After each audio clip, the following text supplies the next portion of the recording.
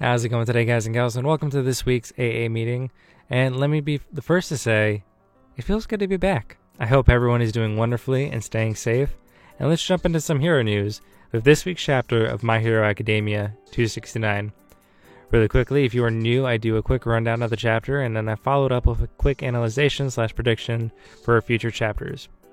As we remember previously, things were getting chaotic for the Hero Squad, with Eraserhead and Presentmic looking to end people's careers. Will they be able to do so? Well, let's find out. The chapter starts with Paraplegic Bay looking, well, how should I put this? Worse for wear, as, let's see, we already know she lost her arm, her ear looks mangled, and I don't know what's up with her leg, but that looks no bueno. Our boy Endeavor tends to her wounds in the most logical and painful way imaginable. While he's tending her wounds, he continues a conversation with her.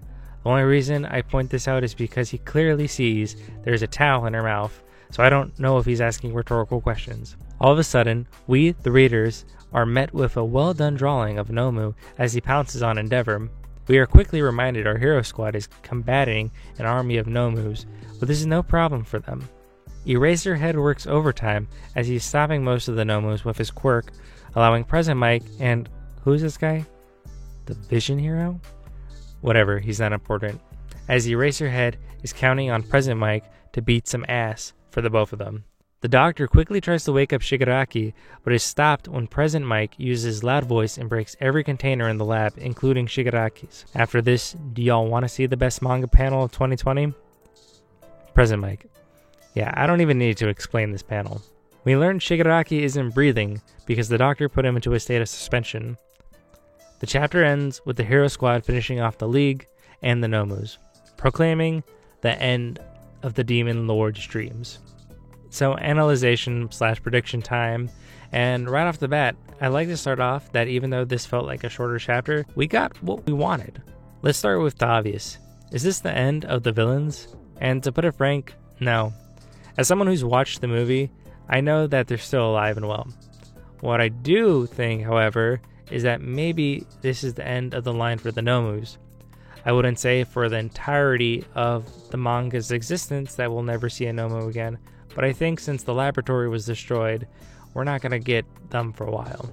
But that still doesn't answer the question at hand. What's going to happen to the League of Villains? Predicting wise, there's only one or two things that can happen. The first is Shigaraki somehow waking up and creating a route of escape, maybe showing us, the reader, some of his new abilities he's obtained. Or two, they all go to jail and eventually we get a prison break arc. Obviously not right away, as this is the perfect time to introduce a new villain and arc for our main cast, but hopefully we'll see something in the next week. Next, let's talk about the meaning behind Presentmic's punch. As we know, both him and Eraserhead lost their friend to the doctor. To them, this was more than just being able to stop the League. It was about, and I'd hate to say it, but this was about them getting revenge for what the League did. We're even shown in this panel right here, Presentmic telling Aizawa that, hey, if you go, I'm going to follow. Which is very meaningful because Presentmic is more of a teacher than he is a hero. One, this was very personal for him, and two, this was to stop the doctor from doing this to any other person's family and friends. Finally, is this the end of the war arc? And to be honest, I have no clue.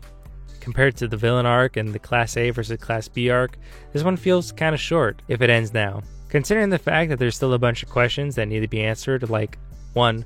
Where's Deku? We clearly see him entering the battlefield, but why haven't we got one panel of him since this one? 2. Are we going to get Tokoyami versus Dabi? This was introduced to us 2 chapters ago, but at this point, I don't know if we're going to get it or not. The only thing I know for certain is Hawks is no longer a double agent. Another thing too, but this one's more personal, how come we didn't get a story behind Denki Dunderboy? We had a perfect moment here when he blocked the lightning, looking like he was about to fight the guy, but we saw him in Fat Gum's stomach literally the next chapter. Hitokoshi likes character development, and I'm sure everyone, including everyone in Class B, is going to get a deep backstory. I guess this wasn't Kaminari's time. So that wraps up today's video, and I'd like to thank everyone who watched this to this point. Please give me a like if you enjoyed this video, and if you haven't, go check out some of my dubs if you want to see other content. I have 2 more chapter reviews coming today, so prepare yourselves. This has been New Demon King Gene with Ascension Anime, and I'll see you guys later. Peace.